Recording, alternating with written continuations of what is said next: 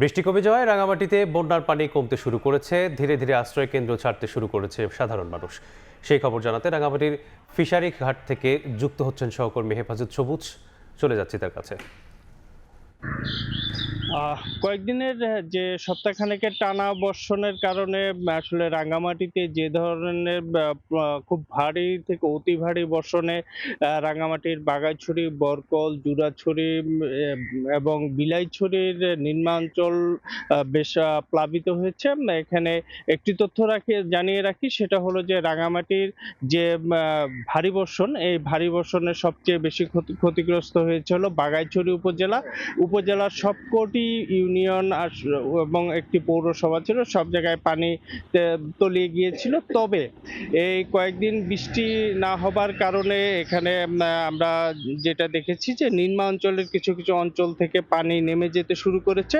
তবে জেলা প্রশাসনের তথ্য বলছে এখনো পর্যন্ত বাগাইছড়ির 16টি আশ্রয় কেন্দ্রে প্রায়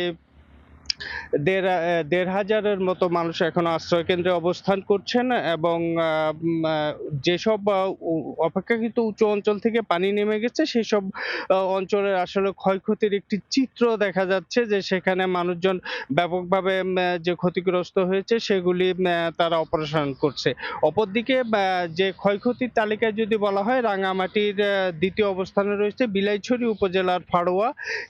এখানে ফাড়ুয়া বাজারটি আসলে সম্পূর্ণ ডুবে গিয়েছিল এবং সেই অঞ্চলের পানিতে প্লাবিত হয়েছিল, কিন্তু এখন ফারুয়া বাজার থেকে পানি নেমে গেছে এবং উপজেলা প্রশাসনের পক্ষ থেকে সেখানে ত্রাণও পৌঁছানো সম্ভব হয়েছে। কারণ এর আগে জানানো হয়েছিল যে প্রচন্ড স্রোতের কারণে সে বিলাইছড়ি উপজেলায় আসলে ফারুয়ায় ত্রাণ পৌঁছাতে পারছিল না প্রশাসন। তবে গতকাল থেকে আমরা সেখানে যে তথ্য পেয়েছি, সেখানকার বাজার থেকে সম্পূর্ণ পানি নেমে গেছে এবং সেখানেও ক্ষয়ক্ষতির একটা ভয়াবহ চিত্র আসলে দৃশ্যমান হচ্ছে। বিশেষ করে ফারুয়া বাজারের আমরা সভাপতি মোহাম্মদ হারুনের সঙ্গে যোগাযোগ করেছিলাম। তিনি আমাদেরকে যে বিষয়টি জানিয়েছেন সেটি হলো যে বাজারে আসলে পানিতে যা ক্ষতি হয়েছে তার থেকে বেশি সেখানে পলি জমাট হয়ে ক্ষতি হয়েছে। সেখানে তার ভাষ্য মতে যে সেখানে প্রায় 1.5 থেকে 2 ফুট দোকানপাট বাড়িঘরের মধ্যে পলি জমা হয়েছে। এখন সেগুলি অপসারণ করতে তাদের প্রচন্ড ব্যাগ পেতে হচ্ছে। আমরা আরো কিছু তথ্য দিয়ে রাখি, এই দীর্ঘ বর্ষণের ফলে আসলে রাঙামাটিতে ব্যাপকভাবে ক্ষতিগ্রস্ত হয়েছে। সেটি হলো যে পাহাড় ধসের সংখ্যা ছিল।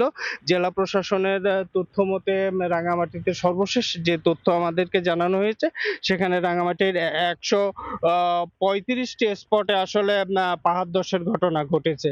তো এবং শেষ তথ্য যেটা দিয়ে শেষ করতে চাই, সেটা হলো যে গত কয়েকদিন বৃষ্টি না থাকলেও আসলে আজ মধ্যরাত থেকে, অর্থাৎ গতকাল মধ্যরাত থেকে গুড়ি গুড়ি বৃষ্টি হচ্ছে, যা এখনো চলমান আছে। এভাবে থাকলে হয়তো বন্যা পরিস্থিতি আরো অবনতি হতে পারে। তো রাঙ্গামাটিতে যে বন্যা পরিস্থিতি, এই ছিল আমার কাছে তার সর্বশেষ। বন্যার সর্বশেষ পরিস্থিতি জানতে যুক্ত ছিলাম রাঙামাটিতে।